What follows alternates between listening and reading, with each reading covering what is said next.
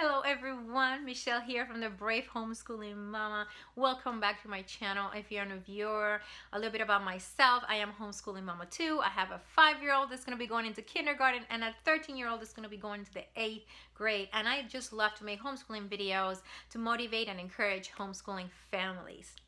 Today I have a really fun video. Just give you a couple tips.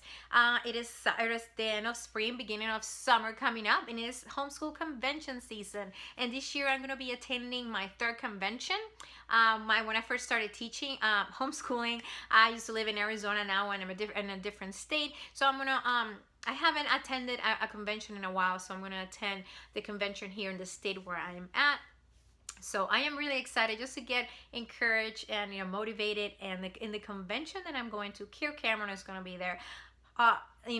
Youth crush. So I'm so excited to see him. Hopefully I'll be able to meet him or just hear what amazing things that he has to say, because he's a homeschool dad. So I'm really excited about that. So I'm just gonna give you 5 tips. If you haven't been to a homeschool convention and this is your first time, if this year's your first time going to a convention, if you're thinking about going to a homeschool convention or conference, just give you 5 tips, just simple things. Some of them you might already know, but just to make it hopefully a successful and a productive homeschool convention experience. Okay, so if you're interested, make sure you stay tuned.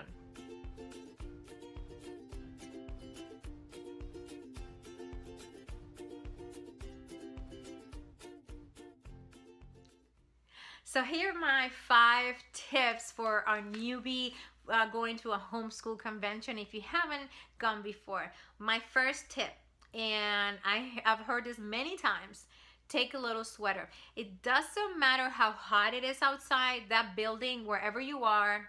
I know we're in Arizona, of course. I was in Phoenix. It was really hot. But I heard this from many people in different places. They put this room really cold. So take a sweater, a light sweater. You don't have to bring a coat, but just a light sweater, because those rooms are going to be cold. And there's nothing more comfortable than sitting, listening to a lecture, and you're cold. Okay? So that's my first tip.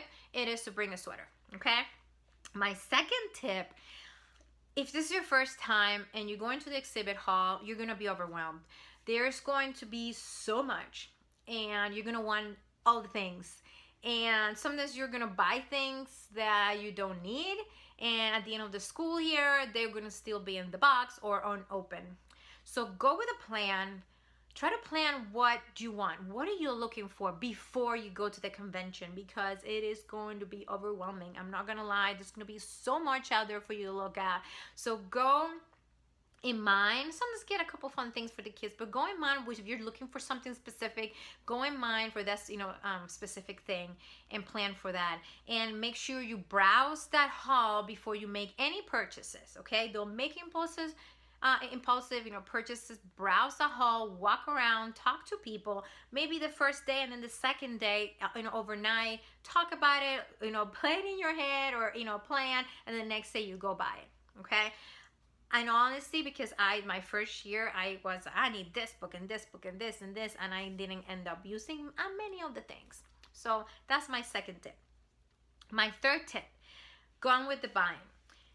Even if you decided to buy something, and then maybe you see that is somewhere else is cheaper online, don't buy it online. If you are at the convention and you see something that you want and you're going to use it and you want it, buy it at the convention. Okay, because that helps. If the vendors are making money there's a chance that I think, don't quote me on this, I'm not 100% sure. I think that also helps the association that you were going, that you went to the convention for, and if they make some money, they're gonna come back. Okay, so sometimes I have heard that vendors will not come back to a convention if they don't make enough money that they need, or something like that. Don't quote me, I'm not an expert. This is what I've heard.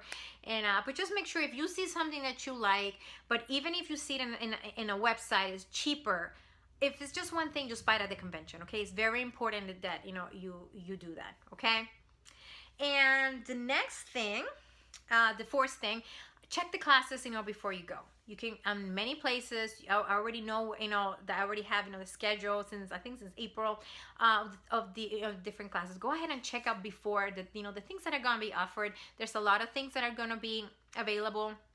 Check all the classes before you get there the first day, because then you might not make the right decision of the classes you want to go to. So go before, check the schedule, go online. They're more than likely it's gonna be there. Check it before you go and plan what you want to do for for the whole weekend. Okay, so make sure you do that. And the last thing, I'm gonna try to do this year, and this tip is for me also, because I am an introvert.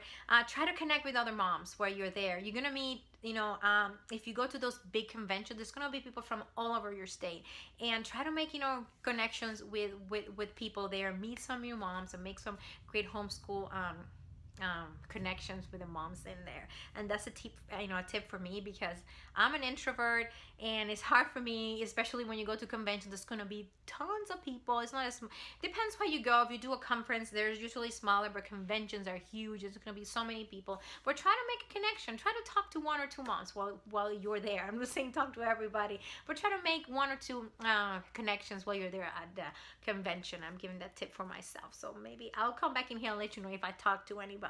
Okay, so these are my 5 tips that I have for you for a successful homeschool convention season, especially if this is your first time and you're a little bit nervous.